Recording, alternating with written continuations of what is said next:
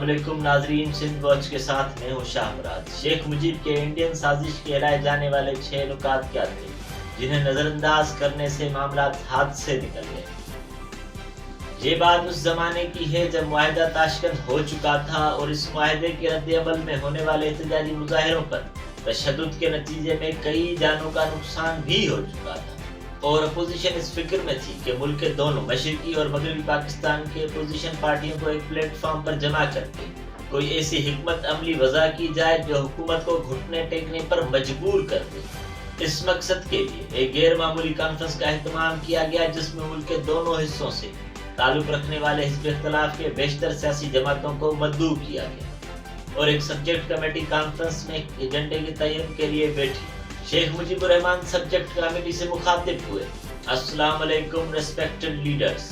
शेख मुजीबुर रहमान ने भारी आवाज में मुखातिब किया तो हाज़रीन मजलिस चौकन्ना हो गए। शेख साहब ने दाएं बाएं निगाह घुमाकर जलीलुल कदर सामीन को देखा और फाइल खोलते हुए कहा, मेरे अर्ज़े दाश्त का मकसद पाकिस्तान के दोनों हिस्सों को एक ही सियासी वहदत के तौर पर बरकरार रखने की संजीदा कोशिश है। पहले से मुतवज्जा कान मजीद मुतवज्जा हो गए। शेख साहब ने यह कहा और एक मौजूदा सब्जेक्ट कमेटी के सुपर्द कर दिया। मजलिस ने दस्तावेजात बसत शुक्रिया वसूल किए और मुश्किल में पड़ गए, लेकिन शेख मुजीब की जमा की हुई दस्तावेजात से वहां हंगामा खड़ा हो गया। ये सब्जेक्ट कमेटी मामूली लोगों पर मुश्तमिल न थी। इसमें पाकिस्तानी सियासत और तारीख के चंद ऐसे मुमताज सियासतदान शामिल थे जिनका निस्फ सदी से ज्यादा अरसा गुजर जाने के बावजूद एहतराम से नाम लिया जाता है।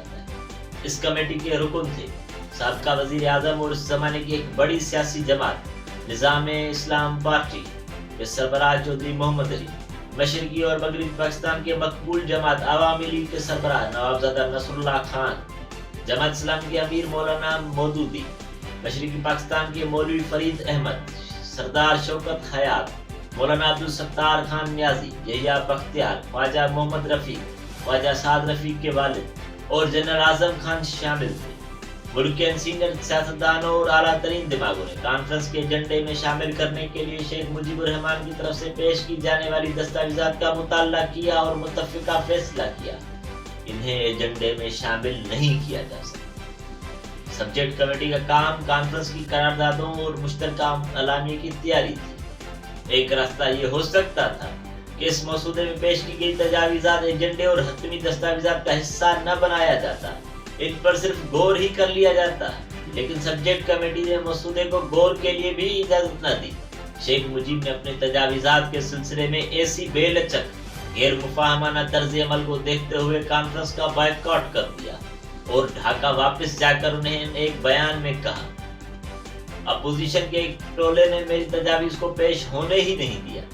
शेख मुजीब ने मुखालिफत करने वाले गिरोह को भी बेनकाब किया। इसके अलावा चंद चौंका देने वाली बातें भी कही। शेख साहब का यही बयान, जिससे पहली बार मालूम हुआ कि उन्होंने नेशनल कॉन्फ्रेंस के सब्जेक्ट कमेटी में जो दस्तावेजात जमा कराए थे वो 6 नुकात पर मुश्तमिल थे और बकौल शेख मुजीब के वो नेशनल कॉन्फ्रेंस में शिरकत पर आमादा ही इस शर्त पर हुए थे कि उनकी तजावीज़ पर गौर किया जाएगा, लेकिन उनके साथ बदअहदी की गई। ये तजावीज़ात क्या थी? कॉन्फ्रेंस के इख्तिताम के चंद रोज के बाद नवाए वक्त ने अपने इक़्तिदारिये में इशारतन उनका जिक्र यूं किया, एक मकतबा फिक्र की तरफ से कुछ ऐसे ख्यालात का इजहार किया गया है जिन्हें कौमी और मिली नुक्ता नगर से बजिनसा कबूल करना नामुमकिन ही नहीं बल्कि नाकाबिले तस्वुर भी है। शेख मुजीब ने एक इंटरव्यू में कहा था, इलाक़ाई खुद मुख्तारी की अहमियत और अफादियत को हालिया सितंबर 1965 की जंग ने वाज़ेह कर दिया है, क्योंकि इस दौरान उन दोनों मुल्कों के दरमियान राब्ता कट गया था। ऐसी सूरत हाल में ये मुमकिन नहीं रहता कि मरकज एक सूबे पर कंट्रोल कर सके, लेकिन यह मशरकी पाकिस्तान की अवाम की हुब्बुल वतनी है कि उस दौरान उन्होंने अपने मुल्क की वहदत को कोई आंच न आने दी। हमें कौमी इत्तेहाद और सालमियत को बरकरार रखना है, लेकिन ये मकसद सही जमहूरी हुकूमत और इलाक़ाई खुद मुख्तारी से ही हासिल किया जा सकता है। शेख मुजीब का कहना था कि सूबाई खुद मुख्तारी इसलिए भी जरूरी है ताकि सूबों की इक्तिसादी तरक्की में यकसानियत पैदा हो सके। उन्होंने कहा कि मशरकी पाकिस्तान की आबादी 5 करोड़ है, इसलिए मुल्क के दिफा में भी उनका हिस्सा आबादी के तनासब से होना चाहिए। इस तरह मुल्क का इत्तेहाद मजबूत होगा, कमजोर नहीं। ان خبروں اور تبصروں کے ذریعے شیخ صاحب کی تجاویز کا کسی قدر اندازہ تو ہو گیا تھا، لیکن ان کی حقیقی تصویر پہلی مرتبہ اس وقت سامنے آئی جب نوائے وقت نے 14 فروری 1966 کو اپنے ایک نوٹ کے ساتھ ان کا ترجمہ ادارتی صفحے پر شائع کیا۔ شیخ مجیب کے پیش کردہ 6 نکات تھے کیا؟ اس بارے میں شیخ صاحب نے اپنے نکات میں کہا تھا کہ 1965 میں انڈیا کے ساتھ 17 روزہ جنگ کے نتیجے میں جو تجربہ حاصل ہوا ہے، اس کی روشنی میں ملک کے آئینی ڈھانچے کی تشکیل پر نظر ثانی کی ضرورت ہے۔ اس لیے اول تو یہ کہ آئین میں حقیقی معنوں میں قرارداد لاہور کی بنیاد پر پاکستان کے ایک وفاق کا اہتمام ہونا چاہیے، نظام حکومت پارلیمانی ہونا چاہیے، براہ راست طریقہ انتخاب اور عام بالغ دہی کے اساس پر منتخب قانون ساز اداروں کو پوری فوقیت حاصل ہونی چاہیے۔ وفاقی حکومت کا تعلق صرف 2 امور یعنی دفاع اور امور خارجہ سے ہونا چاہیے، باقی سب امور وفاق کو تشکیل دینے والی ریاستوں یعنی صوبوں کی تحویل میں ہونے چاہیے۔ دوسری بات ان نکات میں تھی کہ نظام زر اور کرنسی کے بارے میں حسب ذیل 2 صورتوں میں سے کوئی ایک صورت اختیار کی جا سکتی ہے۔ اول تو یہ کہ 2 علیحدہ اور پوری آزادی سے قابل مبادلہ نظام زر رائج کیے جائیں، ملک بھر کے لیے ایک ہی نظام زر رکھا جائے۔ اس صورت میں آئین میں مؤثر اہتمام کیا جائے تاکہ مشرقی اور مغربی پاکستان سے سرمایہ کے فرار کو روکا جا سکے۔ مشرقی پاکستان کے لیے علیحدہ بینکنگ ریزرو قائم کیے جائیں اور علیحدہ مالیاتی پالیسی بھی اختیار کی جائے۔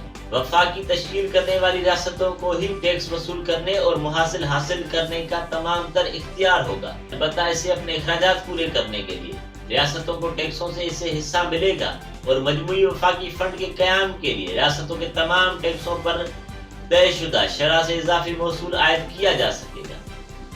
تیسری بات جو انہوں نے کی وہ تھی بیرون تجارت کے سلسلے میں۔ بیرون تجارت کے سلسلے میں الف تو یہ کہ وفاق کی تشکیل کرنے والی ہر ریاست کے لیے علیحدہ خارجہ تجارت کا حساب رکھا جائے۔ خارجہ تجارت سے جو زر مبادلہ حاصل ہوگا وہ ریاستوں کی تحویل میں رہے گا یعنی صوبوں کی تحویل میں رہے گا۔ وفاقی حکومت کے زر مبادلہ کی ضروریات دونوں ریاستوں مشرقی پاکستان اور مغربی پاکستان کی طرف سے مساوی طور پر یا کسی متفقہ شرح سے پوری کی جائیں گی۔ دونوں ریاستوں سے مقامی اشیاء کی ٹیکس یا موصول کی پابندی کے بغیر نقل و حمل ہو سکے گی۔ ریاست یعنی صوبوں کو آئین کے ذریعے اس امر کا مجاز قرار دیا جائے گا کہ وہ دوسرے ملکوں میں اپنے تجارتی نمائندے مقرر کر سکیں جو اپنی ریاست کے مفاد میں سودے کر سکیں۔ یہ ان کا چھٹا نقطہ تھا۔ آئین کے تحت ریاستوں کو نیم فوجی یا علاقائی فوجی دستے قائم کرنے اور انہیں برقرار رکھنے کی اجازت ہونی چاہیے تاکہ وہ اپنی علاقائی سالمیت کے ساتھ آئین کا تحفظ بھی کر سکیں۔ اس بارے میں سینئر صحافی مجیب الرحمان شامی کہتے ہیں کہ اپوزیشن رہنما خطرہ محسوس کرتی تھی کہ اگر ان کے پلیٹ فارم سے یہ تجاویز سامنے آ گئی تو اس کے نتیجے میں ایوب خان انہیں علیحدگی پسند اور علیحدگی پسندوں کا ساتھی قرار دے کر پوری حزب اختلاف پر چڑھ دوڑیں گے۔ اس طرح ایوب عامریت کے خلاف ان کی تحریک ایک متنازع معاملے کی وجہ سے دم توڑ جائے گی۔ اس بارے میں نوائے وقت نے لکھا کہ قومی وسائل کا ایسا علاج تجویز کیا گیا ہے جس سے مرض کا تو پتہ نہیں لیکن مریض کا خاتمہ ممکن ہے۔ مشرقی پاکستان کونسل مسلم لیگ کے سربراہ ایم شفیق الاسلام نے ڈھاکہ میں کہا کہ اگر شیخ مجیب کے 6 نکات تسلیم کر لیے جائیں تو اس ملک میں انتشار اور عدم استحکام پیدا ہوگا۔ اس بارے میں مولانا مودودی نے ڈھاکہ میں اجتماع سے خطاب کرتے ہوئے کہا کہ ان تجاویز پر عمل درآمد سے ملک تقسیم ہو جائے گا۔ ہم ایسی صوبائی خود مختاری کے حامی ہیں جس سے ملک کی سالمیت پر کوئی آنچ نہ آئے۔ حزب اختلاف کی قومی کانفرنس نے شیخ مجیب کی ان تجاویز کو نظر انداز کیوں کر دیا؟ اس کا سبب ایوب خان کے اس بیان میں دیکھا جا سکتا ہے۔ ایوب خان جو حزب اختلاف کی قومی کانفرنس کا اصل ہدف تھے یعنی جن کے خلاف کانفرنس کی جا رہی تھی، کانفرنس کے بارے میں کہا کہ وہ کوئی متبادل پروگرام پیش کرنے میں ناکام رہے ہیں۔ 6 نکات کا ذکر کیے بغیر انہوں نے ملک میں انتشار پیدا کرنے کا ذریعہ اور قومی یکجہتی کے خلاف سازش قرار دیا۔ ہوا وہی جس کا ڈر تھا، پاکستان 2 لخت ہو گیا اور ہاتھ کچھ بھی نہ آیا۔ آج بھی اگر پاکستان میں کوئی بات زیر غور ہے تو وہ ہے صوبائی خود مختاری، یعنی مجیب کے 6 پوائنٹ کو اگر تسلیم کر بھی لیا جاتا تو اس سے ملک 2 ٹکڑے ہونے سے بچ سکتا تھا، اور آج پاکستان میں سندھ، بلوچستان اور خیبر پختونخوا کی طرف سے اٹھائے گئے نعرے یعنی صوبائی خود مختاری کو ایک مؤثر نظام میسر ہوتا۔